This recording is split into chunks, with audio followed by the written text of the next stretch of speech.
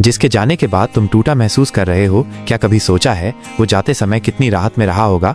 जिसे खोकर तुम रोए, शायद वो तुम्हें खोकर मुस्कुराया हो। दर्द तुम्हारे हिस्से में आया, लेकिन राहत शायद उसके हिस्से में थी। कभी कभी लोग हमारी जिंदगी से यूं ही नहीं जाते, वो थक जाते हैं बार बार समझाने से, अपने आप को साबित करने से और बार बार टूटी उम्मीदों को जोड़ने से।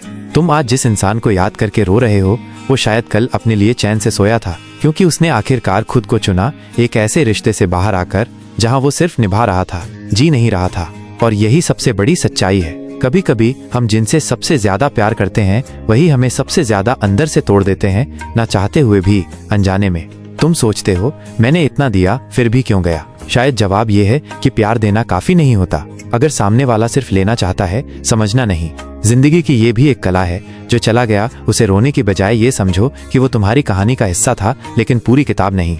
उसके जाने से जो खालीपन आया है, उसी में अब तुम्हें खुद को भरना है, ताकि अगली बार जब तुम किसी को दिल दो तो पहले अपने आप को पूरा करो।